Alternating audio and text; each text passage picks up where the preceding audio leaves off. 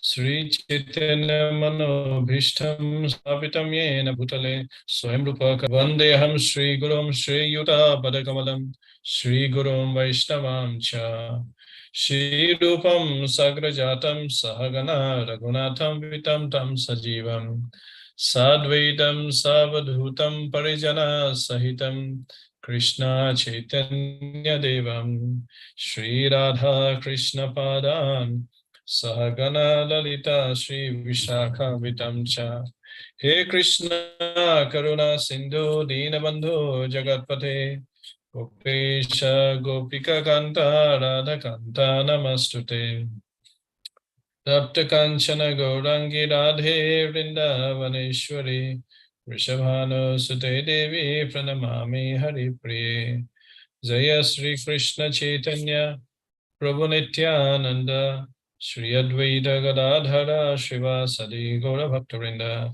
Hare Krishna Krishna Krishna Hare Hare Hare Rama Rama Rama Hare Hare Hare Krishna.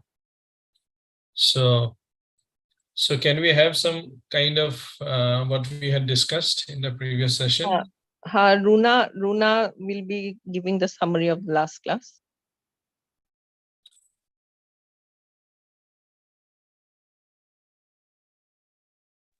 Hare Krishna, Runa.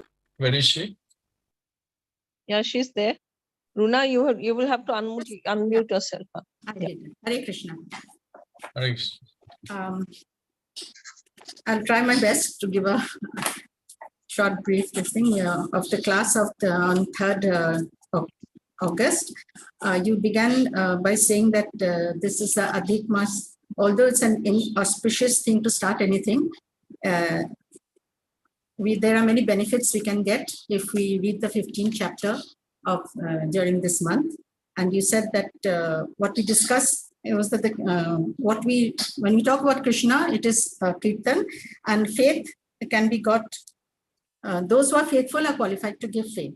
Then with this regard to this Purushottam Mas, when Shivji was questioned by Parvati about the speciality of this month, he narrated a story and you gave us the story.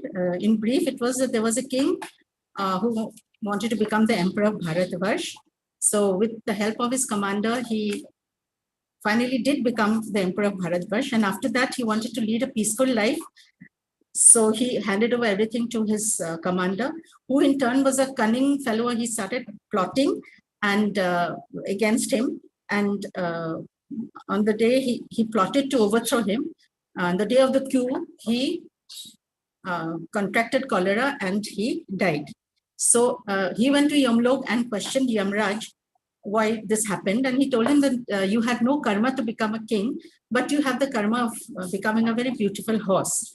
So thus in this context, he came down to earth and he was seen roaming in the jungle, and someone saw him and thought him befitting to be the horse of the king and took him there. So the king used him and went on his jungle trips and hunts and tested him for the martial skills. And finally, they came to a well where there was a half a torn leaf and on it there was some sloka. As the king started reciting the sloka, the horse left his body and went to Vaikuntha. So this was the reason for this was that the water of the well was coming from a stream which was on top of a mountain where there was an ashram with where there was an ascetic, and he understood the king's mind and hence answered him with this story. That day my net was a little disturbed, so I might have missed out here and there. And you said that by chanting the slokas and reading this chapter during this month, we can gain faith and be closer to the Supreme Personality of Godhead. And then in the Upanishads, you said the material world has been symbolized as a banyan tree. In fact, an inverted banyan tree, where the roots start from Brahmalok and expands to the 14 planetary systems, wherein the earth is in the middle system. The roots of Brahma. Then the branches are the planetary system. The birds are the jivas who reside in the branches. The fruits are of two types, sukha and dukh.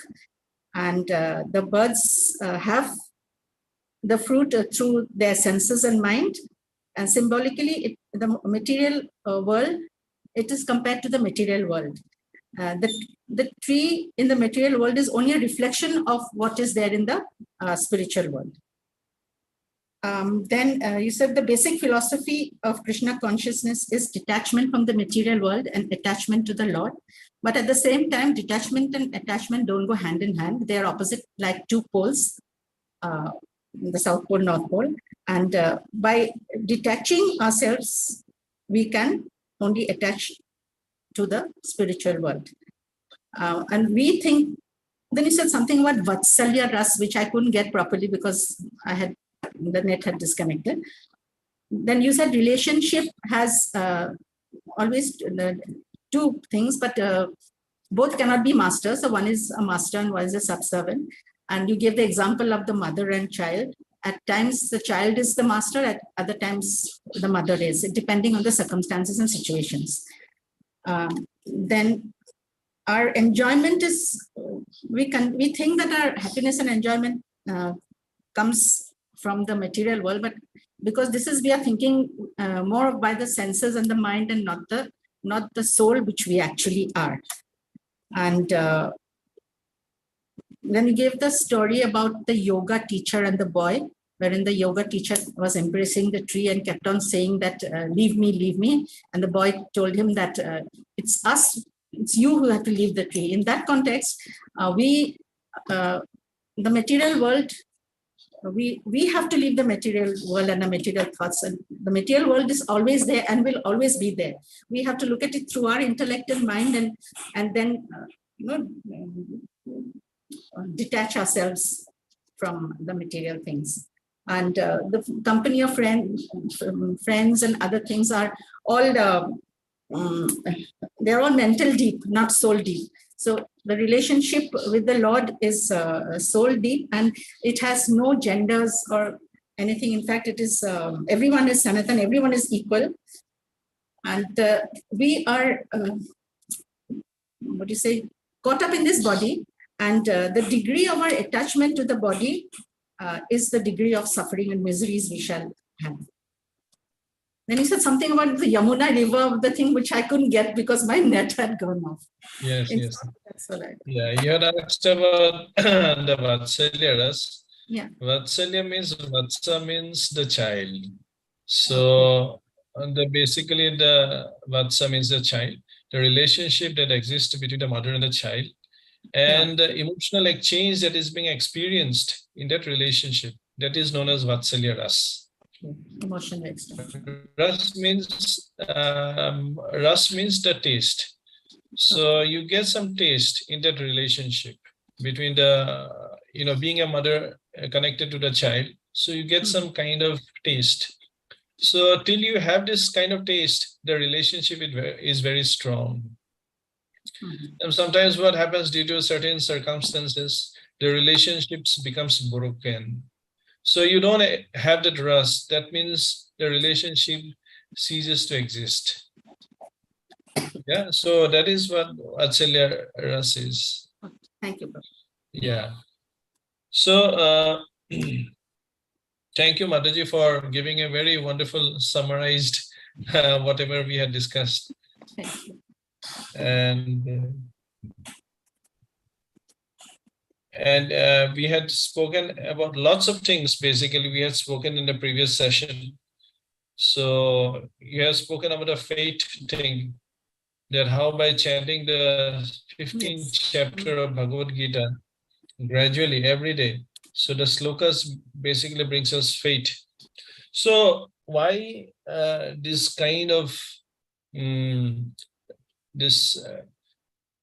approach or these activities, regularized activities are being needed? So sometimes it may come to us that these activities are so mechanized, I mean, I'm not getting a taste. My mind just suffocates. It gives me lots of stress chanting the Hare Krishna Maha Mantra or reading the Bhagavad Gita or attending to the sessions. I mean, Manudas Mataji is posting certain videos on the WhatsApp group, then looking at these videos, and we find that so many things are being repeated again and again. What new information we can be getting? So, so this kind of things comes to our mind. This is a process of evolution. This is a process how we evolve, how we upgrade, and we become more inquisitive about what the state of our consciousness is. Today, basically, I want to focus more upon the subject matter of consciousness, which we call it Chaitanya Mahaprabhu. It is also known as Chaitanya. So Chaitanya Mahaprabhu, it means Krishna conscious, being Krishna conscious. So as devotees, when we introspect, as practicing devotees, when we introspect our day-to-day lives, and we are covered by so many activities. We meddle into so many activities, different kinds of household activities, domestic, then official activities, then relationship activities, so many things. A schedule, we have to make a schedule. And sometimes what happens is that we have to prepone or postpone things, so that we can give better time to all those activities. So these activities that we do on a daily basis, all these activities defines the level of consciousness a person is in. Defines in the sense that these activities, the fruit of these activities defines the consciousness. See, these activities sometimes we do by our own desires.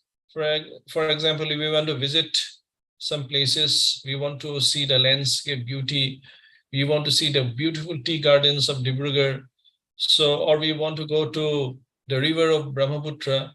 So these are kind of desires, and there are another sets of activities that are being what we come to us, like we have an appointment, we have the relationships coming over, we have to attend the children activities. So all these activities, what happens at the end of the day? These activities, the end result of these activities is the consciousness. What is the end result of these activities is gives us the level of consciousness. What exactly is our consciousness? So as practicing devotees, what we do is that initially we chant in the morning time. We chant 16 rounds, then we chant the Bhagavad Gita slokas. We listen to the lectures. Then after that, after the morning time is over, we become busy with our different activities. But we should be very conscious, because we are practicing devotees. We should be very conscious whether these activities are connected to Krishna or not, whether these activities have a link to Krishna or not, whether these activities that I am doing, does these activities lead me to Krishna? Does these activities fall under the umbrella of Krishna consciousness or not? For example, I had been cooking, so my guests are being there. So the whole cooking process should be dovetailed for the Lord, for the Krishna. So the bottom line is that sometimes what happens, we are so much, our activities, we are so much involved in our activities, and then we need to relax. And how do you relax? You just take rest. Or sometimes some people hear music, sometimes they put up in or TV shows. This is how to relax, So after the activities is being over. But how does devotees do? How does devotee relax? The relaxation of devotees is that they feel they are always remembering the Lord through chanting the mantras, or reading the Bhagavatam, or reading the Bhagavad Gita, or listening to all this different kind of lectures that were being given by devotees. So what I want to say to you is that this practice of devotional service is to upgrade, is to constantly upgrade our consciousness. When you constantly upgrade your consciousness, what happens? See, sometimes you may see the pictures. The Lord is there, Vishnu is there, Krishna is there, and the effulgent light comes from the Lord, and it envelops the whole of creation. So sometimes the sun, just like the sun rays envelops the whole of creation, and we feel the light. So similarly, the energies of the Lord, Krishna's own energies, the spiritual energies, are ever surpassing. They are fully existent in this material world. But when we do these certain devotional activities, we connect ourselves to that energy level, which is emanating from the Lord. So the detail I want to say to you is that if we don't upgrade ourselves through the devotional activities, then these devotional activities will seem tasteless in our lives, because we are not able to connect ourselves to the source of everything, that is the Lord. Devotional activities are supposed to connect ourselves to the Lord himself. So, but what happens? Even though we try to engage in certain activities, our day-to-day activities, they come as a hindrance. They come sometimes we do it, or sometimes they come, just circumstances are thrown upon us. Some guests are coming, and they're not Krishna conscious guests. So I have to talk to them. And we have to talk. We are talking about movies, we are talking about cricket, and you find that, oh, this has become more stressful. Engaging them to talk about different topics with them. So devotees, sometimes they feel this is a very stressful situation. You have to go, okay, you have to do some kind of marketing. So, talking about this, how much is the cost of this article? How much is the cost of that article? And oh yes, 3-4 hours has gone away in just going to the shop and going to the market. 3-4 hours has gone. And after, how do you feel? I feel fully exhausted, mentally exhausted, physically exhausted. And when you come home, what happens? Oh, you just have to rest. Your body is aching. There's no freshness. And if someone says in a WhatsApp, okay, we should be more Krishna conscious, but where is the energy? The energy doesn't seem to be there, because the activities has eaten up. They've exhausted oneself. So what happens is that it is always being recommended that a practicing devotee should always be engaged. The upper cut of this statement is that one should always be constantly chanting Hare Krishna Mahamantra 24 hours a day. That is what the Acharyas has done. That is what Prabhupada has done. That is what the other Vaishnavas, gurus has done. But we are not in a position to chant Hare Krishna, so much energy. But the point is that whenever you feel that I have time, then one should always try to chant Hare Krishna Mahamantra. One should chant Hare Krishna Mahamantra or train the mind in such a way to chant the mantra that when the last years of our material life comes, then you should be able to chant 24 hours a day. That is our goal. What is our goal?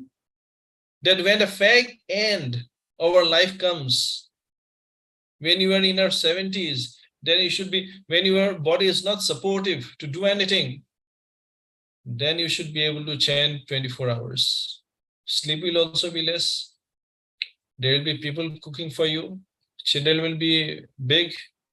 They will always support you financially. You don't have to work. So this is when we are young or when we are in a middle age, we should train ourselves in such a way. The mental faculty should be trained that when your end comes, you can just chant 24 hours.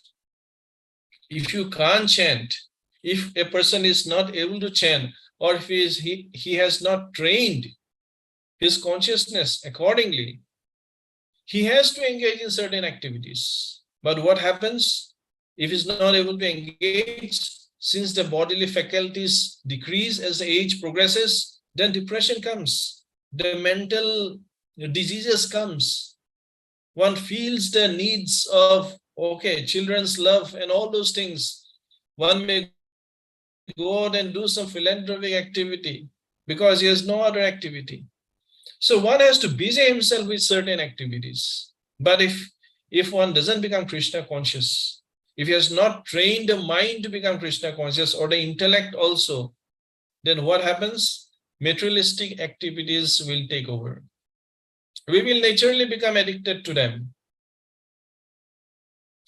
So gradually, at this stage, when we are in the 50s, when we are in the 60s, this is the stage when our limbs are working, when the senses are working. We should faithfully, sincerely, seriously, we should endeavor in the spiritual activities. The most important is chanting the Hare Krishna Mahamantra. So this Mahamantra will connect us to the higher consciousness. What is the higher consciousness? The consciousness that comes from Krishna.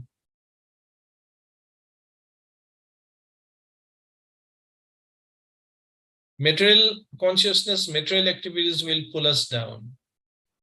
We will just be stuck to our desires, just be stuck to find solution to material problems, just be stuck to find solution to everyday problems. The family faces, people faces, people connected to us faces. We are just giving solutions. That's all.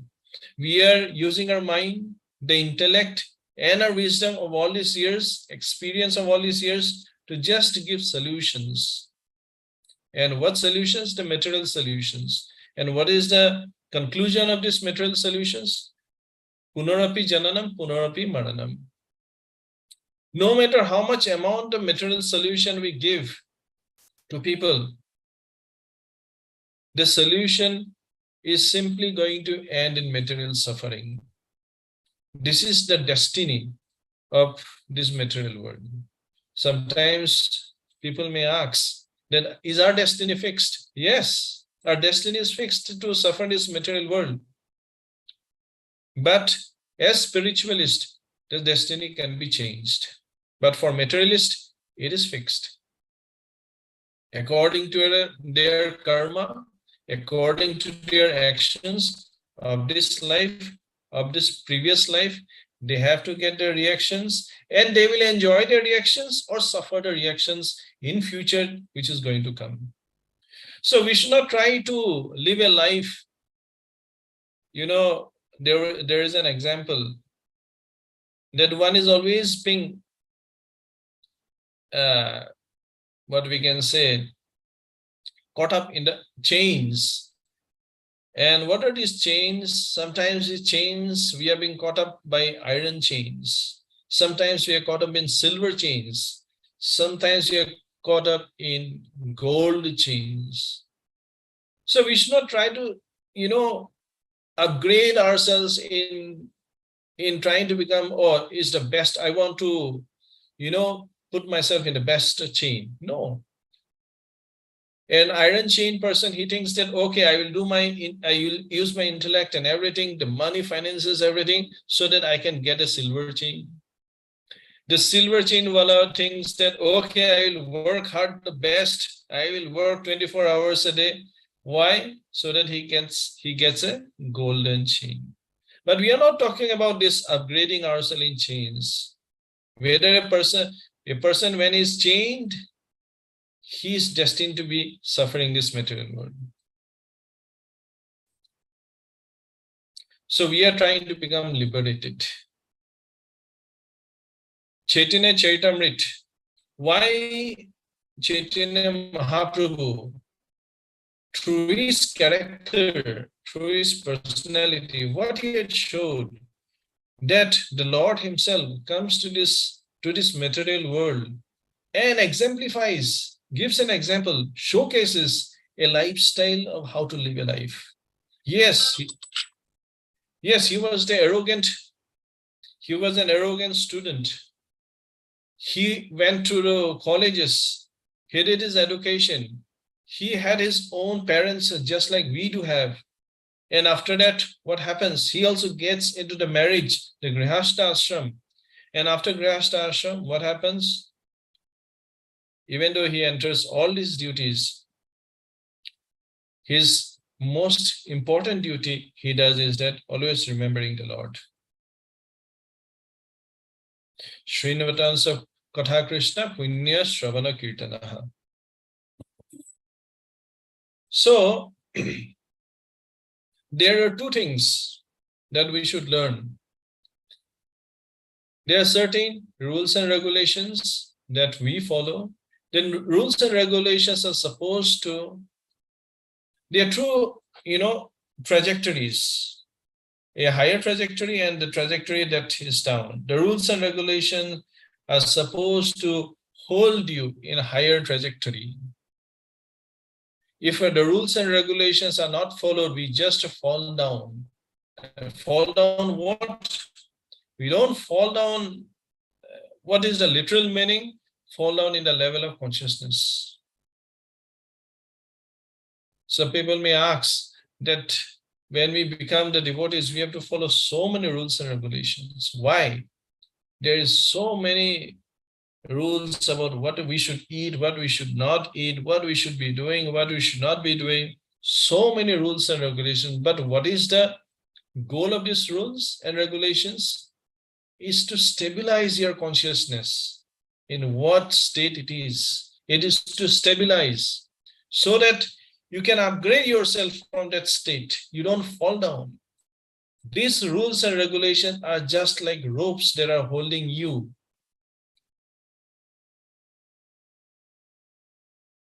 So, and what is the upper trajectory? A devotee not only follows the rules and regulations, but they are always engaged in the spiritual activity. So, whenever we have time, it is not that we come together only on Thursdays at 5 o'clock. There is a reminder in our WhatsApp and we have to come together. Okay, we have a class, then we have to come in time, punctuality. Then there is a kind of stress. We have to come together. The organizer is also stressed for whether internet connection. No, these activities, spiritual activities, should follow naturally. All these spiritual activities should be natural activity for us. Just like we enjoy whatever activity that we do, just like we had been doing so many activities. Some ladies, they like to cook. And cooking is not an endeavor. They like to serve so many wonderful dishes. They like to cook. Yes, that is a natural activity. Some people, they like to do gardening. Even at the heat, so much humidity is there, weather is so hot, that person will be there, making different kinds of austerities, digging up the soil, bringing the plants, taking care of them, watering them on a regular basis. Why? She likes it. That person likes it. Some people likes to read. So you practice this Krishna consciousness activities to such a degree that this activities becomes natural for every one of us. This activities becomes a part of your day-to-day life, not a day-to-day life, an hour to hour, whatever life that we are leading. So whenever there you in your car, oh, the mind suddenly, it's not that, oh, you have to remind yourself. It's uncertain, it's a natural activity that, oh, you like to chant Hare Krishna Mahamantra, or you like to chant Hare Krishna Mahamantra in a musical note, or you can listen to Hare Krishna Mahamantra. So these activities, Krishna conscious activities, should naturally flow from your personality. So when this, what happens when you become a natural? That means that yes, that person has faith in the devotional activities. Then what happens? Gradually, when these activities becomes natural, then that person is able to access his mind, intelligence, and his consciousness is able to access the deeper secrets of spiritual life. You know, this is how we should understand this. Previously, when we had discussed Bhagavad Gita, we had discussed about the three modes of material nature. You must have known about it. That is Sattvagun, Rajagun, and Tamagun. So, we know the sattvic activities, the person, it is in his nature. A person, when we say he is sattvic, what does it mean? A person, that sattva gun is in his nature. And he identifies that sattva gun in whatever he perceives. For example, that person will choose and sattvic activity and sattvic identity, a sattvic food, because that is his level of consciousness, because his awareness is about sattva gun. So this is a level. So then there is a rajasic, a passionate level. So that person, he will identify the circumstances, or he will enjoy the situation where there is rajagun, where there is passion. He will like those activities. Intellectual activity is in the mode of passion, because it's in the creativity. He will like those activities. And tamagun, that person will like, for example, going to a person who is in the sattva gun or a devotee, he will find the situation, the environment, when he enters a bar, when he enters a drinking bar, what he finds, he will find that, oh, I'm not suitable to this place. He'll feel uneasiness because the gunas are different. He is not able to relate to the gunas which is existing in the environment. He will not feel comfortable in that particular gunas. But a person who is in tamagun, he will find very much comfortable in going to a bar. He'll find wonderful about the foods that are being served. He'll identify with the food. Yes, this is according to my liking. This is what I like. And Sattvaguni, they will like activities, like devotional activities. They will identify with those things. See, sometimes what happens when people come to temples, they find themselves very much stressed out, you know. They feel that the mind is relaxing. They feel wonderful. What is this wonderfulness? It is the permeation of sattva gun, or the spiritual consciousness that is pervading the whole atmosphere. And when they connect, they feel all the stresses goes away.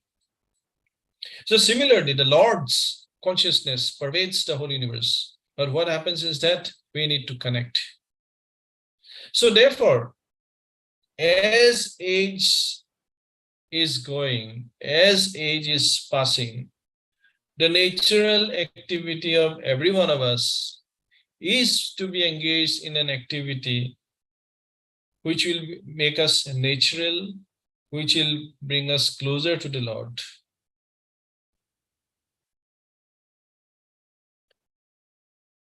And when we say natural, it doesn't mean austerity. it doesn't become tapasya.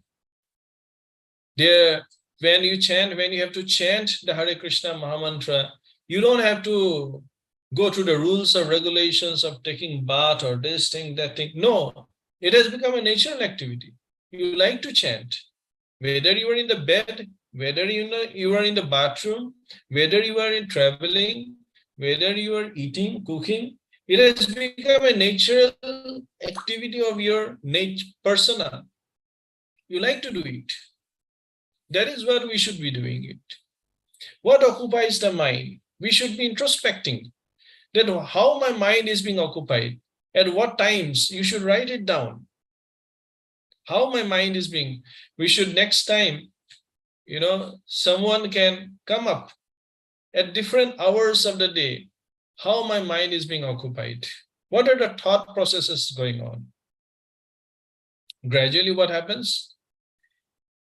As we make endeavor to chant naturally, what will happen? The desires that occupies the mind, the lucrative desires, the enticing ones, the enjoyable desires, they will gradually they will go away. They will not give us those desires that previously, you were aiming at, you wanted to meet. They don't look so enticing. They don't look so enjoyable. You don't find it relishable. This one should experience.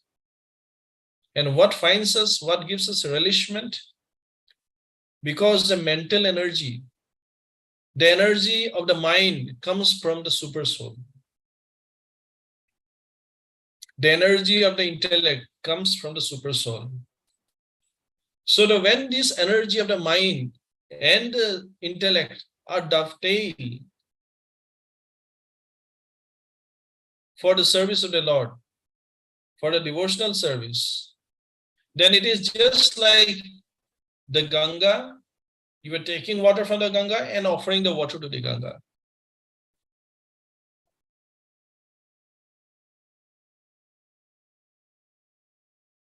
So, when we read Chaitanya Mahaprabhu's, as you must be reading it, and we will go further on, because we have just discussed the 5 features of Chaitanya Mahaprabhu. What are the 5 features? Chaitanya Mahaprabhu himself, Lord Nityananda, Gadadhara, Srivas, and Srivas Thakur. Chaitanya Mahaprabhu, Nityananda, then Gadadhar, Srivas, and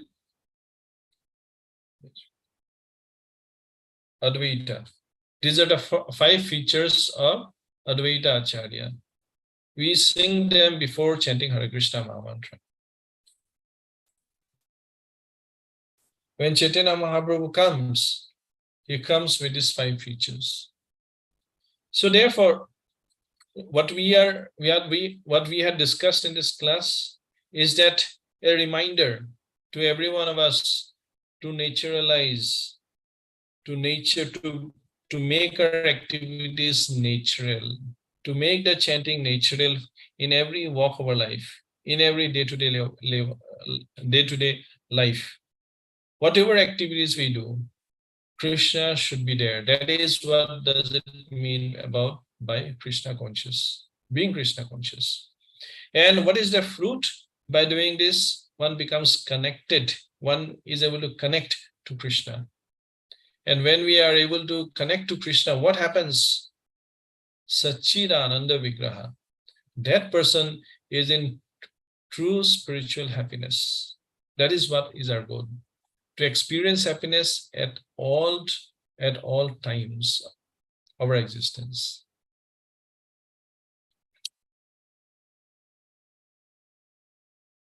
So do we have any questions? Because we have come to our end. Whatever, do we have questions about the topic that we had just discussed?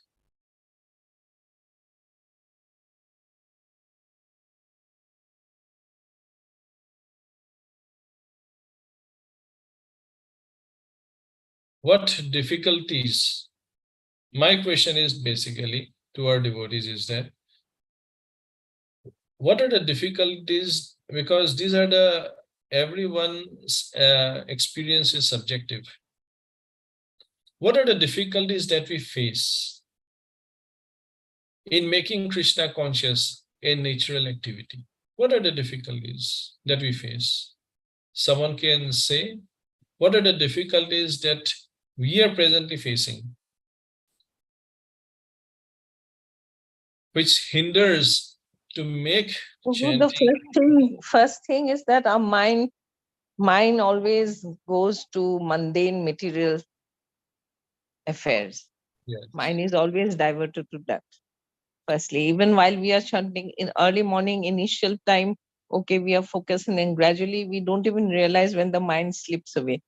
Of course, we bring it back, but the mind gives the most difficult is our material mind is the biggest hindrance, I have realized, in our progress. Yes, this is what everyone faces, because the mind is the reflection of our subconscious mind, the mind that we have. It is just the reflection. And what is the subconscious? The subconscious is the place where all our desires of this life, the previous life, are held within.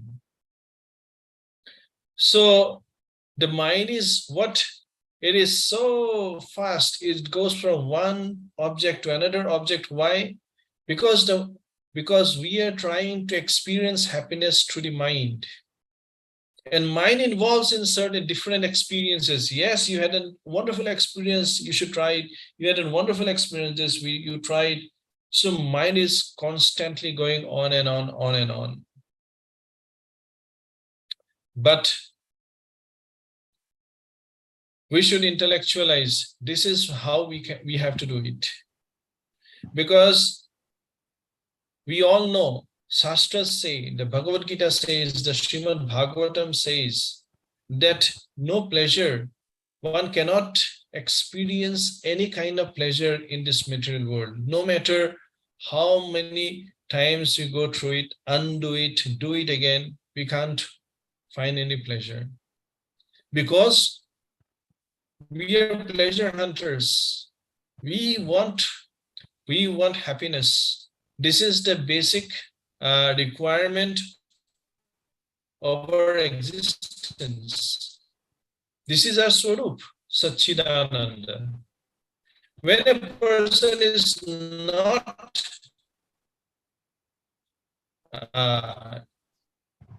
in coherence with his existence, one is not aligned to that existence. What happens? Achit, there's Nirananda. Asat, Achit, and Nirananda. But what happens is that the mind is trying to help us. The mind is trying to help us. Why? The mind is trying to give us avenues, trying to give us experiences, but the mind is only experienced in materialistic things. So in this way, the mind is an enemy, but in some ways, the mind is also the friend. But why? The mind is helping us to find some kind of, but the mind knows only this material world. So the mind is going to different material activities, reminding us, pointing us, prompting us. Okay, you do this activity, do that activity. Let us go over there. Let us meet our friends. Let me watch the cinema. Let me watch Oppenheimer, the wonderful movie that has come. So the mind is telling us, it's helping us. But the point is that if we just follow the mind, we will just become the victim and we'll just downgrade. We will not upgrade. We will not promote. We will just demote ourselves. We will just fall from our position. It will not take you up, it will take you down. The mind basically gives us what? The activities, the lower form of activities. The lower form of activities the mind shows us. Oh, you can be doing this. If you are in Sattvagun, the mind will show you the passionate ones. If you're in passionate mode, the mind will show you rajasic activities. So therefore, what is the Vedas doing? What is Krishna consciousness doing? Don't listen to the mind. Listen to what the spiritual master has said. So just when we chant gradually, the mantra, this is what will help us. This is the most important thing. This is our lifeline. The mantra is our lifeline. This will make you a siddhi.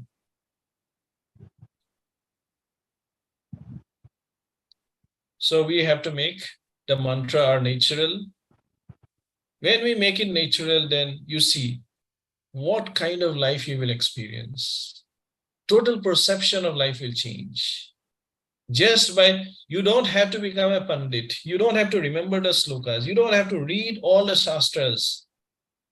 Even, just having read the Bhagavad Gita and the Srimad Bhagavatam and having a full faith in chanting will come by experience. This is it for you to go back to Godhead.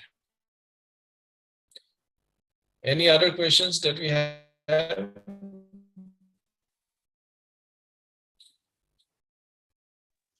So basically, Prabhu, chanting cleanses the mind and stops us from going to lower level of enjoyment, in the sense that on one hand, chanting in Krishna consciousness, chanting cleanses our mind, and the scriptures, the knowledge from scriptures like Bhagavad Gita strengthens our intellect so that the intellect can dominate our mind, and that is how we can upgrade our consciousness. Yeah, Prabhu, the rules and regulations. Yes, the rules and regulations. The rules and regulations, they hold us so that we don't fall down. The chanting purifies and upgrades us. It directly purifies the mind, purifies the intellect, and upgrades our consciousness. This is what our chanting does.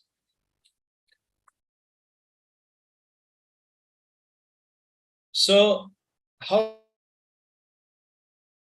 measure a devotee? How can we measure a devotee? How can we measure ourselves? That to what degree devotional activities has become natural to us. It should become a natural activity to all of us. You will like it.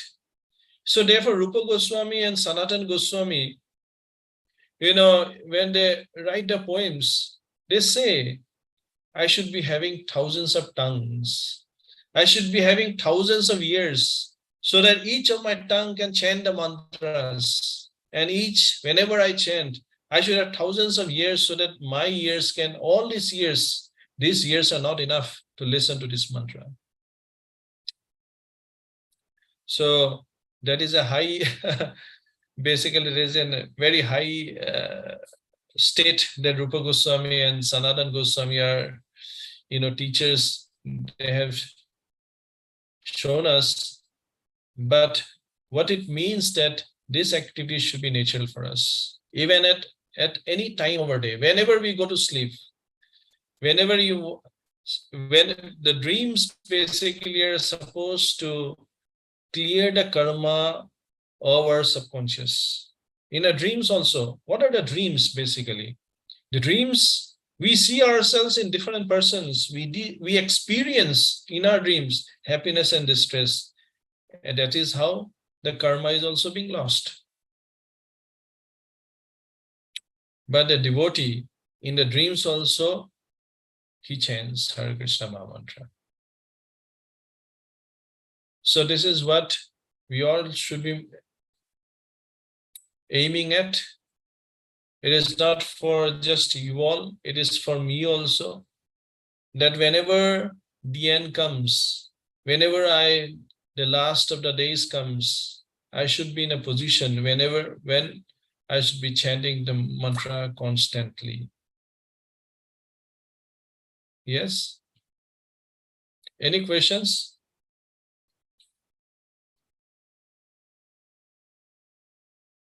Any more questions?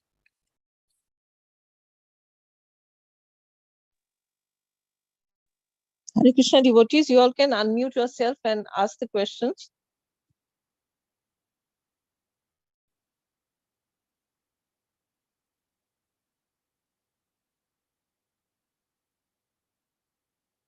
Because I see that we have time. We have 5 minutes. If you don't have questions, then we can end now. So basically, Prabhu, আমি চান কৰিব লাগে so that হেতু আমাৰ অনবৰতে আমাৰ অভ্যাস হৈ যায় আৰু জীৱনৰ শেষৰ সময়ত যেতিয়া আমি পঢ়া শুনাও কৰিব নোৱাৰো অন্য স্পিৰিচুৱেল এক্টিভিটিজো কৰিব নোৱাৰো অন্তত হৰি নামটো আমাৰ স্পন্টেনিয়াছলি মুখত আহি থাকিব আৰু সেই স্পন্টেনিয়াছলি মুখত আহি থাকিলে আমি হৰি নাম যিমানে লম সিমানে ভগৱানক স্মৰণ কৰিব পাৰিম আৰু মৃত্যু সময়ত আমি তেওঁক এনেকৈ মানে হেৰি কৰিব পাৰিম ন হয় হয় এতিয়া এটা কথা কোৱা আছে ভাগৱত আছে ভয়ম দ্বিতীয় নিবেশস্যাত যেতিয়া মৃত্যু সময় আহে হেতু বিৰাট ভয়ানক অৱস্থা কাৰণ হে ব্যক্তিজনে শৰীৰটো এৰিবলগীয়া হৈছে হেতু বিৰাট ভয়ানক উখা বন হৈ যাব মানুহ এজনক ভাবকচোন উখা বন হৈ গলে কেনেকুৱা তেওঁ এক্সপেৰিয়েন্স হ'ব পানীৰ তলত যদি মানুহ এজনক সময় থোৱা যায় উখা ল'ব নোৱাৰে সেই কেনেকুৱা বিৰাট ভয়ানক অৱস্থা সেই অৱস্থাৰ দি আমি যাব লাগিব আমি সকলোৱে যাব লাগিব এটো নহয় যে আমি ভক্তসকলহে যাম নহয় আমি সকলোৱে যাম সেই অৱস্থাটো যদি ভালকে অতিক্ৰম কৰিবলৈ হয় তেলে পৰমেশ্বৰ ভগৱানৰ সহায় বিৰাট দৰকাৰ তেওঁৰ নামৰ সহায় বিৰাট দৰকাৰ তো হেতু কাৰণে এটো নেচাৰেল কি তেতিয়া আমি মই মনত ৰাখিম কোনবাই কব হেতু নহয় এতিয়া কি প্ৰেক্টিস কৰিলে আজি কালি ভিতৰত কি আপুনি প্ৰেক্টিস কৰিলে সেইখিনি তেতিয়া উৎপন্ন হ'ব মুখৰ পৰা তো আমাৰ একাৰণে চেষ্টা জাৰি ৰাখিব লাগে আমি যে নেচাৰেল স্বাভাৱিক আমাৰ তাৰমানে এক্টিভিটি হৈ যায় যেন ঠিক আছে আমি ইয়াতে শেষ কৰো তেন্তে Hare Krishna. Hare Krishna. Thank you for the very nice class.